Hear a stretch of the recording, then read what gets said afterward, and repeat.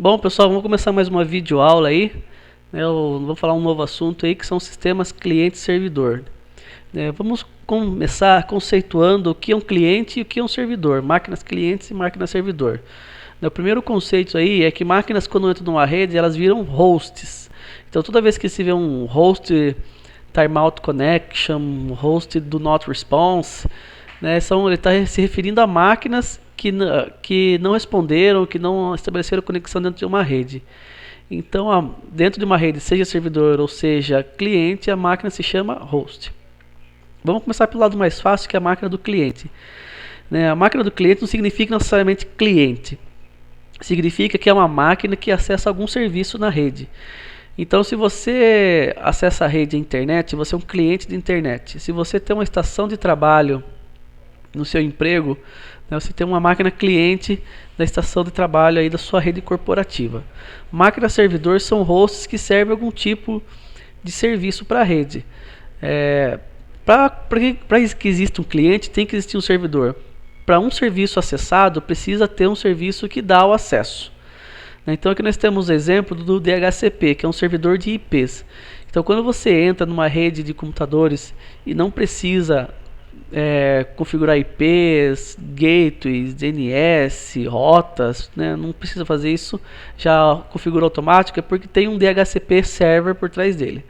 Temos o DNS, Domain Name System, que transforma IPs em nomes. Sem ele a internet ficava mais difícil, porque ele que pega lá o www.algumacoisa.com.br, transforma no IP e faz a requisição. Temos os bancos de dados, os nossos servidores de internet, compartilhamentos, proxy e tudo mais, servidores web e todos os outros servidores. Eu poderia ficar aqui dando uma aula só de exemplos de servidores. Qual que é a principal diferença da máquina servidor para a máquina cliente? A máquina servidor, apesar de uma arquitetura parecida, elas são máquinas tolerantes a falhas. Então elas são equipadas com hardware de maior desempenho e de maior durabilidade. Lógico que você ter uma sala de servidor bem arejada, com ar-condicionado, bem fechada, que não tenha acesso, que não tenha risco de que tenha no breaks, que tenha estabilizadores, vai aumentar a vida útil das máquinas. Mas elas são máquinas diferentes. São equipadas com hot swap. O que é isso?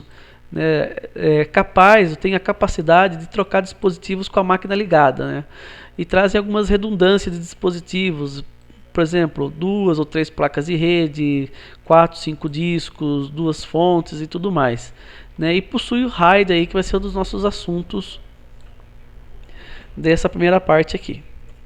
Então, o que é um hot swap? Então, nós estamos vendo aqui umas gavetas de discos aqui, certo? Esses discos aqui são hot swap. Eles podem ser trocados com o computador ligado. Então eu retiro uma gaveta e substituo por outra sem a necessidade de desligar e ligar a máquina. Lembrando que máquinas servidores precisam ficar ligadas o maior tempo possível para distribuir a rede aí. No segundo exemplo aqui eu tenho um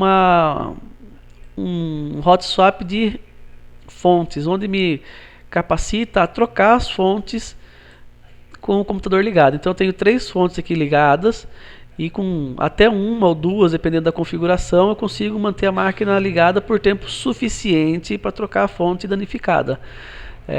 Lógico que se o sistema funcionar plenamente, ele precisa estar com todas as fontes, mas ele aguenta bem aí com uma única fonte ligada aí, ou 2, dependendo da configuração. Vamos falar um pouquinho de array aí, o Redundant Array Independent Disk, RAID, ou RAID. É o trabalho de conjuntos de discos que são redundantes e independentes. Então, nós temos vários níveis de RAID, onde eu posso agregar ou espelhar esses discos aí.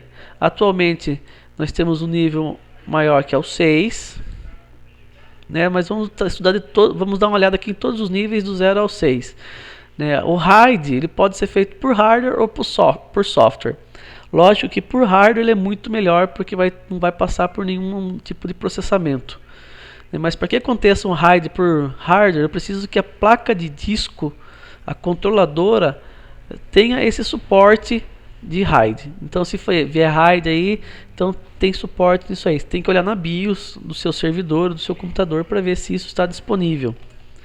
O primeiro RAID é o RAID 0 aí, que faz agregação de discos. Então, se eu tiver aqui dois discos de 1 tera cada um, né, um aqui e um aqui, o RAID vai entender como se fosse um disco de 2 teras. Não tenho muito o que falar. O grande problema desse RAID é que na falha de um dos discos, por exemplo, se esse cara aqui falhar por qualquer coisa, queimou, deu bad cluster, qualquer erro que ocorra, você perde o sistema inteiro. É um grande problema. Aí se você não tiver backup, você tem que, se for um disco de sistema operacional, você vai ter que reinstalar o sistema, reinstalar os softwares, voltar backup e tudo mais. Então é um RAID que tem que tomar muito cuidado ao se fazer. O RAID 1 trabalha com espelhamento de discos. Então se eu tiver aqui um disco de 1 tera aqui e de 1 tera aqui, o sistema vai entender 1 tera de armazenamento. Você, entre aspas, perde um disco. Por quê? Porque tudo que acontece aqui é replicado para cá. Por isso que tem A1, A2, A3 e A4 aqui. Então, se esse disco cair, esse disco aqui assume, certo? Então ele vai continuar com os dados aqui fazendo. Se eu retornar o disco, eu preciso fazer uma sincronia manual, porque o RAID 1 não tem a paridade para controlar a sincronia entre os discos. Então, na troca de um disco do RAID, eu preciso sincronizá-lo manualmente. Tem aqui a junção do RAID 10, que é o 0 mais 1. Então eu faço aqui um RAID 1 aqui embaixo, um RAID 1 aqui embaixo e um RAID 0, minimizando o problema do RAID 0, que se perder um disco, você perde o RAID inteiro. Então se esse disco falhar, esse disco assume. Se esse disco falhar, esse disco assume. Eu só vou perder o RAID aqui se eu perder dois discos de um único lado. Se de repente acontece de perder esse aqui, eu perdi o RAID inteiro. O RAID 0 mais 1, que é o contrário do outro RAID. Eu tenho aqui um RAID 0 aqui, um outro RAID 0 aqui. E eu faço o espelhamento deste RAID para cá. Então se acontecer, se eu perder esse disco aqui, só um, eu vou perder esse RAID inteiro, esse assume. Então eu preciso trocar, voltar o disco e ressincronizar os dados de ambos os lados aí. Tá? Ele minimiza o processo, mas ainda é bastante problemático. RAID 2, eu tenho um RAID, eu tenho um conjunto de discos, onde um dos discos controla as falhas. Eu tenho um disco só para controle de erros. É um RAID que quase não foi usado, vou passar muito rapidamente, porque é um RAID que ficou obsoleto depois que todos os discos rígidos fazem o controle de erros. Então não há necessidade mais desse RAID. O RAID 3, que é um conjunto de discos, onde eu tenho um disco só para paridade. Como assim só para paridade? Se acaso esse disco aqui falhar, eu substituo o disco, e com a substituição do disco, a paridade é responsável pela reconstrução desse disco que foi substituído. Então a paridade ela é responsável pela reconstrução de discos na falta de um deles. Quantos discos é necessário para um RAID 3? Pelo menos 3 discos aí. O RAID 4 é igual ao RAID 3, com a evolução da tecnologia. Se você notar, o RAID 3 ele fazia biparidade aí, dos discos. A paridade de A 2 vezes, paridade de B. Não que eram paridades redundantes, mas eram paridades que exigiam mais sincronia de rotação de disco e tudo mais. No RAID 4 já não. No RAID 4 continuo tendo um único disco para controlar a paridade e os demais discos de dados. Eu preciso de pelo menos 3 discos para funcionar. O exemplo aqui está com 4, mas 3 já são suficientes. Então, se porventura qualquer disco aqui acabar, perdi esse disco aqui. Ao substituir esse disco, o RAID vai ter dados suficientes para a reconstrução dele com base na sua paridade. RAID 5, era o RAID mais usado aí até pouco tempo atrás. Ele trabalha numa melhoria do RAID 3 e 4, só que ele não utiliza um único disco para paridade. Ele distribui as paridades entre os discos. Então se você olhar aqui, o A, ele tem dados em 3 discos e um quarto disco aqui ele tem a paridade de A. Então, se eu perder qualquer disco A paridade aqui de A vai ser responsável para a reconstrução do disco que eu perder. Então, eu tenho B1, B2 e a paridade de B e B3. Então, a paridade de B já está em outro disco, a paridade de C está em outro disco e a paridade de D está em outro disco. Então, nesse caso aqui, eu tenho 4 discos, mas na verdade dos 4 discos eu tenho o tamanho de armazenamento de apenas 3, porque consome aproximadamente quase o valor de um disco para se construir a paridade. Tem muito mais segurança do que o RAID 3 e 4, porque eu me sinto mais seguro se eu perder o disco de paridade. Então, se eu perder qualquer disco aqui, com base na paridade, ele vai ser reconstruído aqui sem problemas. É um RAID que consegue trabalhar com total de discos menos um aí de falha.